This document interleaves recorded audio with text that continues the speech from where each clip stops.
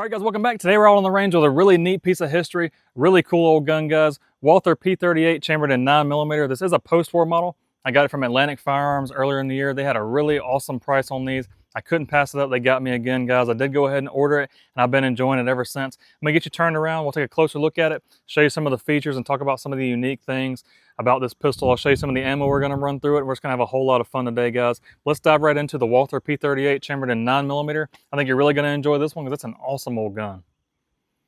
All right, guys, let's go ahead and quickly go over this awesome post-war Walther P38. First thing, we'll go ahead and show the firearm is clear.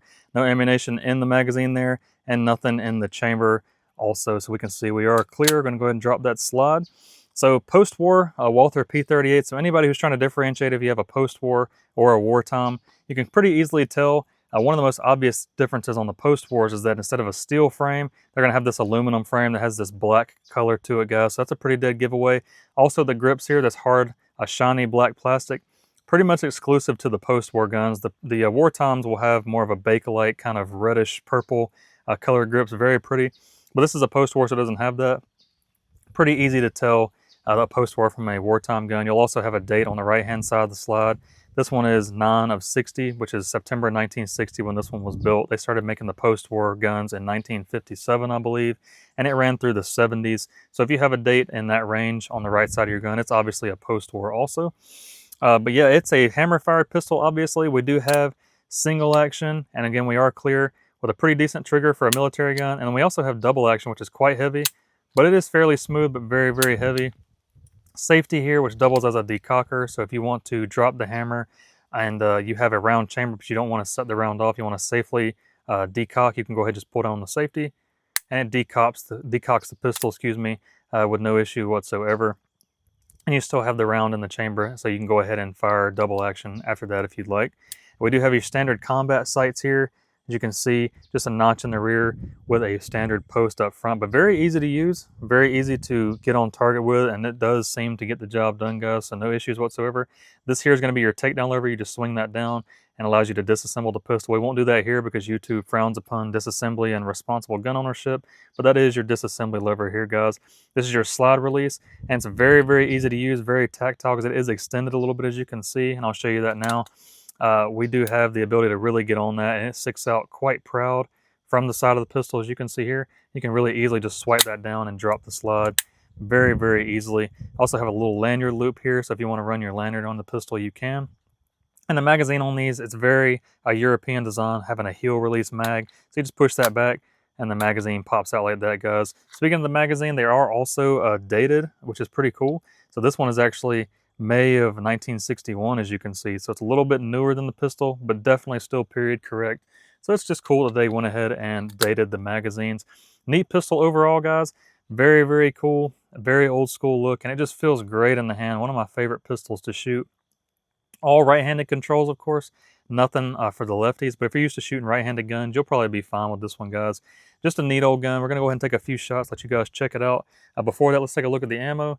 This is some black round 124 grain FMJ I've been running. I got this from Palmetto State Armory. This is from Swiss P Defense in Switzerland. Again, I did buy it from Palmetto State in bulk. It's been some pretty good ammo. As you can see, it's pretty nice looking, pretty good stuff, standard brass, and the rounds do look pretty nice, guys. Nothing here, nothing out of the ordinary, pretty standard fare, but some good quality ammo. Again, not sponsored, not paid or anything like that. I bought all this with my own money, but it is good ammo. So if you're looking for some, head over to Palmetto State Armory. Check out some of this black round by Swiss P Defense. It's pretty good stuff. I'm gonna go ahead and put a few rounds in the magazine here. Gonna take a few shots here behind me and just see how this thing runs, guys. Really, really a cool old gun, and I really do enjoy it.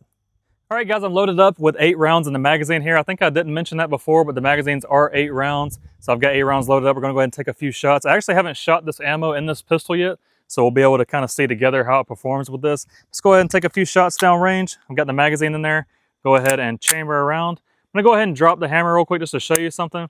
This little pin protruding from the back, this is a loaded chamber indicator. So when you have a round in the chamber, this little pin will protrude out of the back of the slide like it is there. And when you have no round in the chamber, that little pin will be recessed back into the slide. So it's just a cool little feature. If you see that back, that's how you can tell you do have a round chambered, guys. Let's go ahead and take a few shots. First one will be in double action, and we'll see how she performs. Like I said, I haven't shot this ammo in it, so let's see how it does. All right, we did have a little bit of a failure to feed there. Let's see if I can get that corrected. May not like this ammo, guys.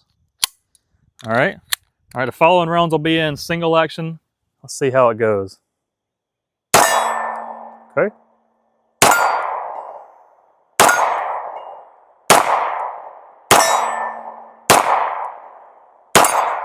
All right, she ran through those just fine. Not sure what happened on that first round, guys, but this is a great, fun pistol to shoot. I think I'm gonna do it again. Let's see if we have another problem. I'm gonna get 8 more rounds and we'll take a few more shots down range. It's a really fun pistol to shoot, I can tell you that for sure. All right, guys, 8 more rounds. Let's go ahead and take a few more shots and see if we have any more hiccups or if that was just a one-off thing, guys. Here we go. P38, going down range.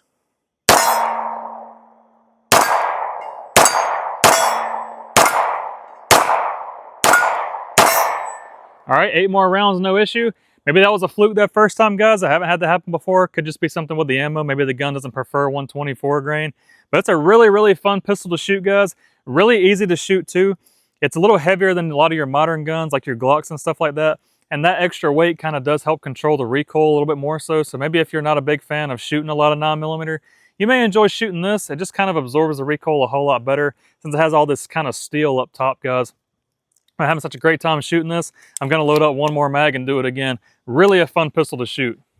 All right, guys, magazine number 3. Let's see if we can get through this one without any kind of hiccups. That first magazine had a little something weird going on with that first round. I don't know if the spring is weak on this one or maybe it was just a fluke. So let's go ahead and see what happens here.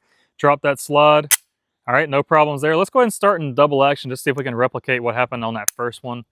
And let's go and see what happens, guys. Here we go. All right, so we did have that happen again. So I wonder if maybe the magazine has a weak spring or something like that going on, guys. Let's see if I can correct this. Okay, and let's go ahead and continue on.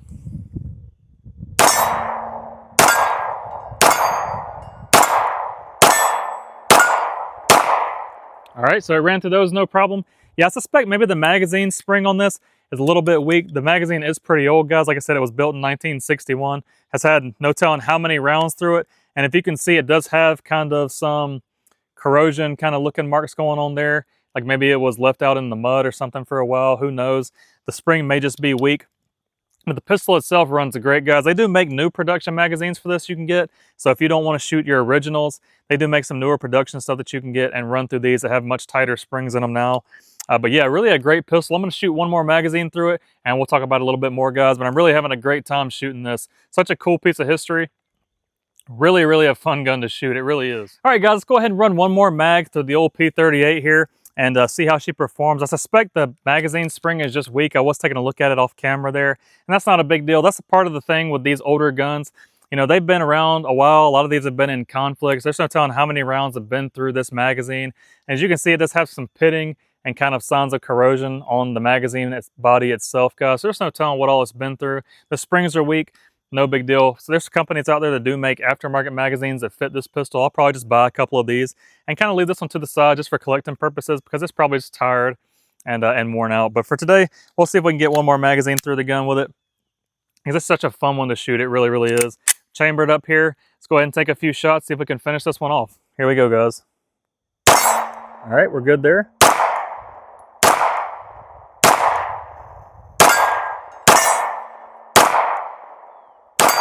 Doing some missing there. Not the gun, that was me, guys. But anyway, as you can see, it did go through those just fine. It made it through that magazine with no issue whatsoever. Sometimes that's how it'll be.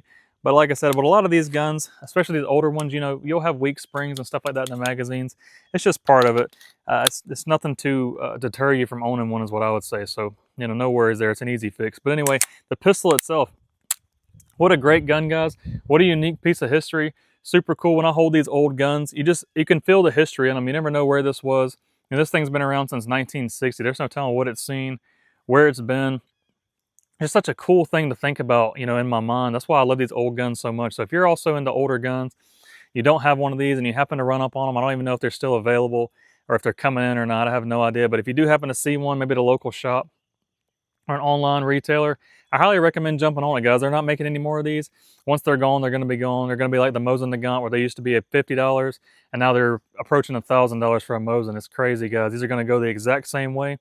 I highly recommend getting in on these while the getting is still good, perhaps, and you don't want to be regretting not buying one down the road, I guess is all I'm saying. But yeah, a P38 post-war, a Walther here, definitely worth your time. Would definitely recommend picking it up. And if you enjoyed the video today, guys, leave me a like, drop a comment down below. Let me know your experience with these, if you have any, or if you're looking to get one, maybe you want to get one, or maybe you used to have one, let me know. I'd love to hear it down in the comment section below. I check back frequently for more videos. I got more stuff coming out all the time. I appreciate you watching.